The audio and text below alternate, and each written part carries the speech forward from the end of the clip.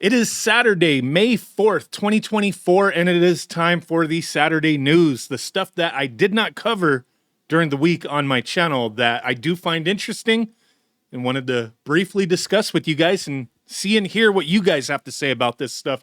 So just recently, first thing, which is the thing I'm most intrigued by, is the Nintendo World Championships NES edition.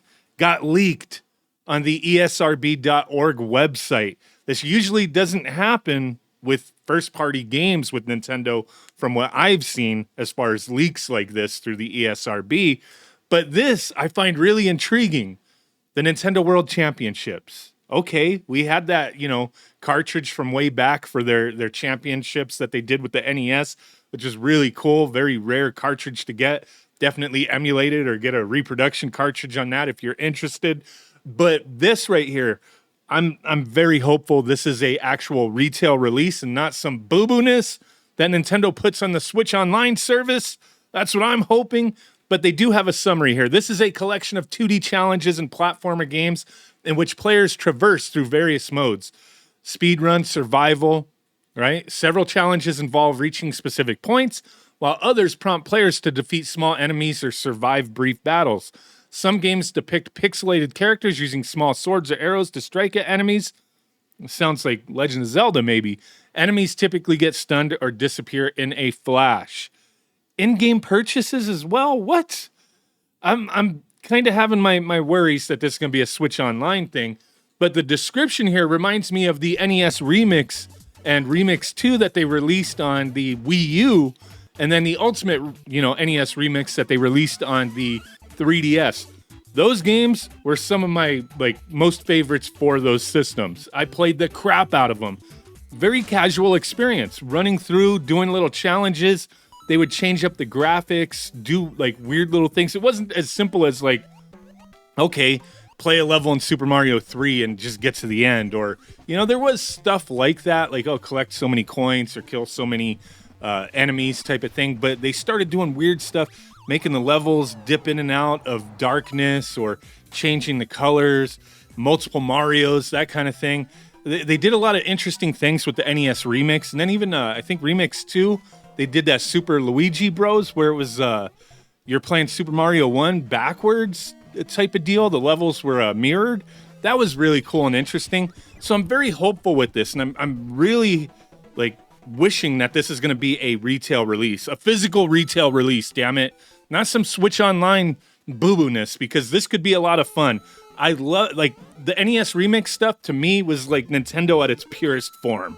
Let's take some classic stuff, remix it up, do some challenges. A blast, in my opinion. I'm really hopeful of this, but let's move on to some more maybe depressing news or annoying news, but I do have a few things up. We'll go to the limited run file first. So limited run games, a little bit of a controversy as of late. Seems the norm with these guys anyway. I don't typically purchase things from limited run games because I don't like being in the unknown, when am I going to receive this thing? Customer service had seemed lacking, in my opinion, in the past. So I tend to stay away from them. Most of the stuff that I want that they put out winds up being on PlayAsia or Amazon, Best Buy at some point. Sometimes I can even get those games physically before a limited run ever ships them out to people. That's my stance. If you order from them, great. If you don't, for any numerous reasons, and there's a bunch of reasons that people don't like limited run games, that's fine. I don't care. It just is what it is. But they released these 3DO games, right?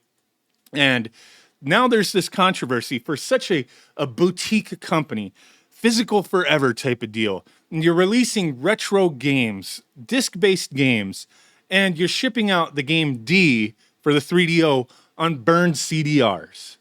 What the heck? I could do that at home. I've printed on CDRs and made them look nice and fancy, almost as if they were retail products, for my own personal usage. I've done that in the past.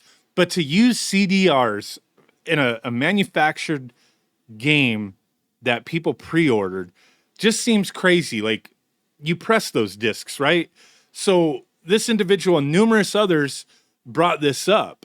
They received the game only to find out the original factory pressed disc is just the soundtrack that came with it. So the soundtrack was pressed, but the game disc was just burned. Like somebody, like what did they have? Like a little factory of people burning discs, like image burn type of deal. Like I don't get it. Like this causes a problem. CDRs, some system, you're selling a game for a retro console. Not all retro consoles are just easily going to play CDRs, right? So there was a lot of people who had issues that they couldn't play this damn game, and that's what I'm gathering. They did put out this message here, a message from Limited Run Games regarding D, the Collector's Edition. We've been made aware that some of our customers are experiencing issues when trying to play D on original 3DO hardware. We're deeply sorry for any inconvenience caused. We're actively working with our disc replication partners to provide replacement press discs for our customers and hope to find a solution shortly. We will keep customers fully updated. In the meantime, invite anybody who has an issue to request a full refund by going to their support page. Please note that the only game currently experiencing issues is D, the Collector's Edition. No further physical 3DO games will be produced by Limited Run until this issue is fully resolved and we're able to ship pressed discs, ensuring full compatibility with original hardware. We unreservedly apologize again to all customers affected by this issue. So this is a problem for plenty of people. Not as advertised as one, something you could have easily done yourself. What makes this different, than you burning the disc yourself versus buying from Limited Run Games?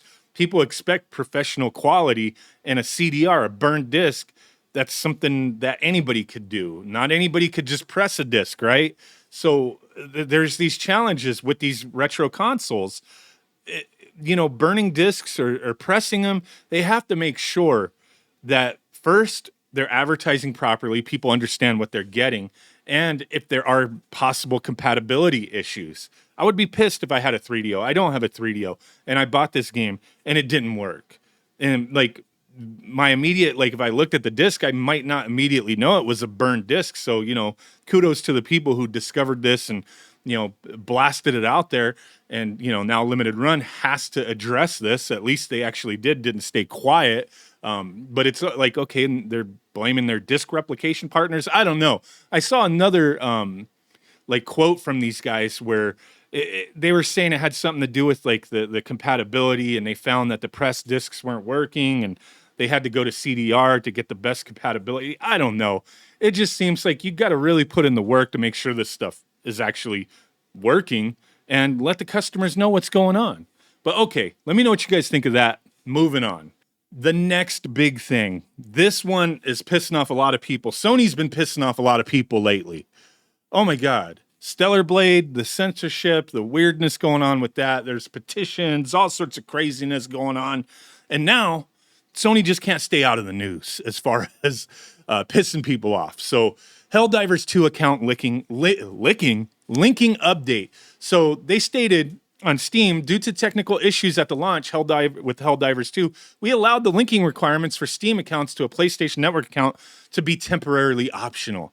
The grace period will now expire. Account linking plays a critical role in protecting our players, upholding values of safety and security provided on PlayStation and PlayStation Studio games. This is our main way to protect players from griefing and abuse by enabling the banning of players that engage in that type of behavior. It also allows those players that have been banned the right to appeal. As of May 6th, the new Helldivers 2 players on Steam will be required to connect their Steam account to a PlayStation Network account. I hate all this account linking and logging into shit just to be able to play something. I get it. If you're on a certain store, you have to have a user account. But beyond that, forget that noise, man. But yeah, this is pissing people off because not only did this statement come out, but community managers from these guys were talking to people and just coming off weird, right? I saw this the other day where these FAQ on the PlayStation.com website, it said, do I have to sign into PSN to play PlayStation games on PC? Signing into PSN is optional when playing a PlayStation game on PC, right?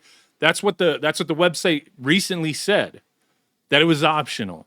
And then now they've updated it. Some PlayStation games may require you to sign in and link to a PlayStation account. Backpedal, this person said on Discord, backpedal or lose your player base. Thought you were refunding and leaving. What kind of community manager is that? You know what I mean? It's not like this the first time or even the 14th mainstream game to require a third-party account that takes a couple minutes to create. But if it's a deal breaker to have to take 120 seconds out of your day to enter an email, then forget about it. Change your Steam review and make your displeasure known. Okay. Kind of like if you're a community manager, PR person, social media manager for a game company or any company for that matter, like the way you engage with people, you're representing the company you work for. You know, that's what you're hired to do. And when I see stuff like this, to me, it's like, well, they're coming off with some attitude. That's the way this company wants to present themselves, right? Just seems weird. So they followed up, I guess, apology mode, or maybe HR contacted them like, whoa, calm the hell down. So now this person says, yeah, I was completely unaware how many countries, this is a big thing, how many countries didn't have the ability to make a PSN account when I made that statement. I deeply regret implying that it was so easy for everyone to just sign up and not have to worry about it. It's absolutely not our intention to force people to break Sony TOS or just not play the game if they're in a restricted region. There needs to be a better solution.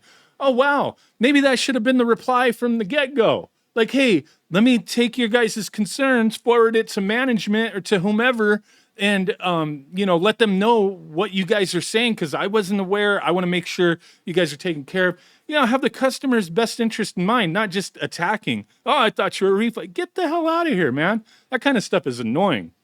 And they also state that change, the Steam announcement, and the FAQ are all coming from Sony and not our team at AH. Okay, then why didn't you just say that from the get-go? This was a directive from Sony. We're going to further look into it type of deal and get back with you guys, address your concerns. Bam, that's it. What the hell, dude? Like, you work for a company. You're not a private, person like me out there, say whatever the hell they want, Yeah, I represent myself. You represent another company when you're acting on this, in this way on behalf of the game, or addressing concerns or replying to concerns. It just doesn't make sense to just, be unleashed from the get-go. Like, are these people not trained on how to deal with the community? I don't know, man. If a better solution isn't provided for players who are in regions without PSN coverage, I'm assured that we won't be making the requirement mandatory for those players. We're not going to force people to either break the TOS or not play the game. So end of story there. Have to see where this goes, but I haven't played Helldivers. I know it's a very popular game, but this would be an annoying thing for plenty of people, I'd imagine.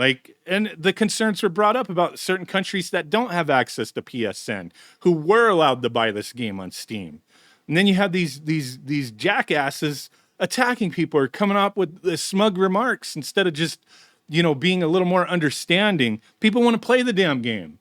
Like, what's the deal? This kind of stuff is annoying, man. It's annoying for sure. Sony and companies that work with them lately just kind of coming across as a little weird, in my opinion. But there you go. Let me know what you guys think. Thanks for watching. Bye.